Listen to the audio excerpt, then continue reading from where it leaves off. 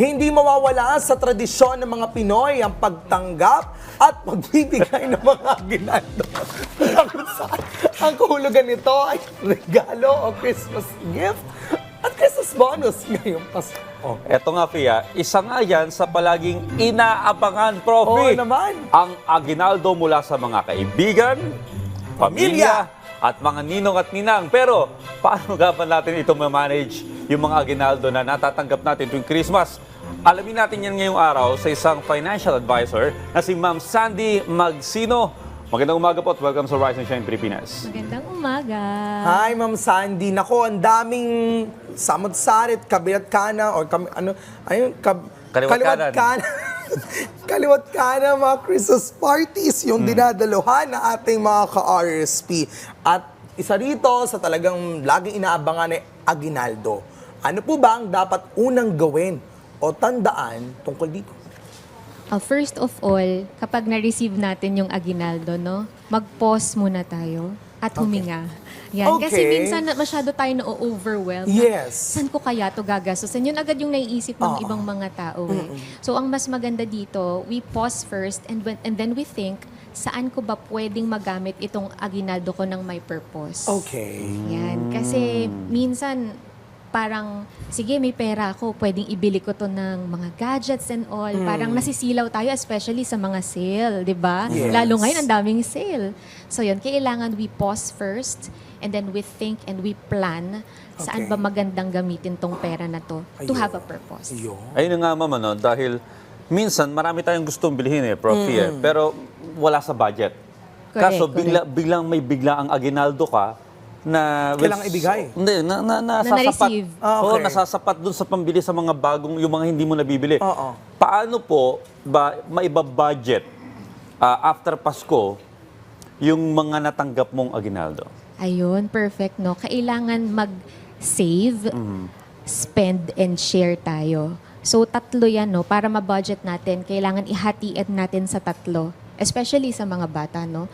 Kailangan mag-save muna tayo. And then, para meron tayong maiipon. And then, we spend dun sa mga needs natin. And then, we share. Kasi, di ba, yung meaning ng Pasko is we really need to be sharing Okay. our blessings. Okay, let's be real dito. Kasi sometimes gusto natin cash yung matanggap natin. Ay, yes. Diba? Oo. May mga bata na ganyan, di ba? Mga nangangaroling sa mga ninong at ninang nila.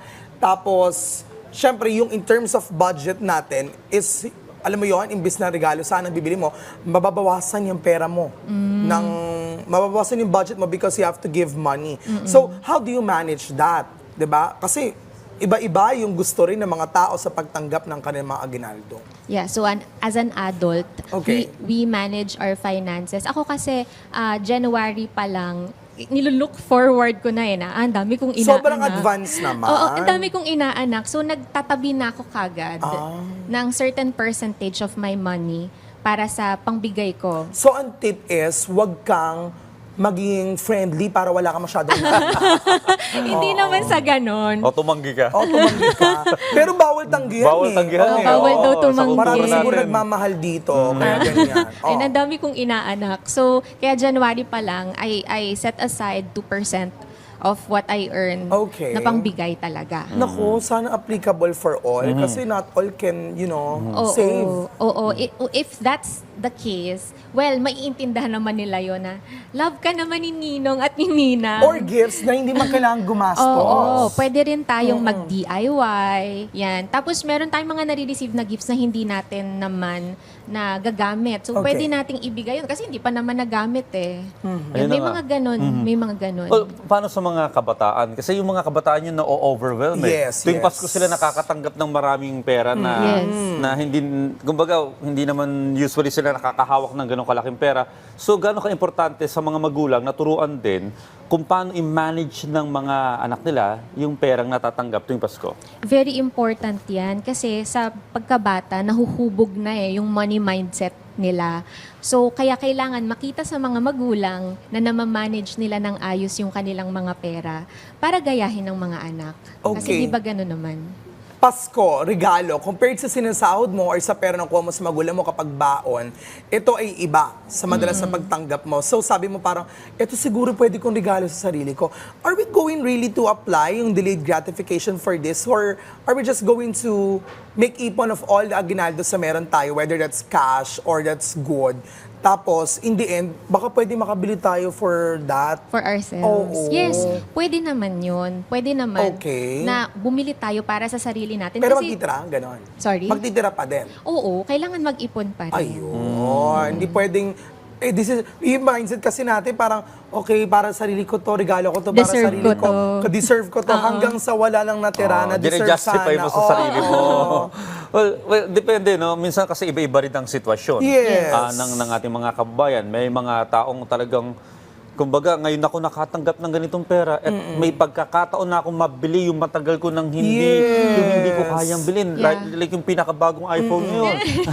kasya yung Hoy, naipon mo. nag-raffle Ang tayo mga- sa PTV ng iPhone kagabi, di ba? Oo. Bongga, sino nanalo? Taga-public affairs, tama? Ay, ang galing. Congratulations. Oo.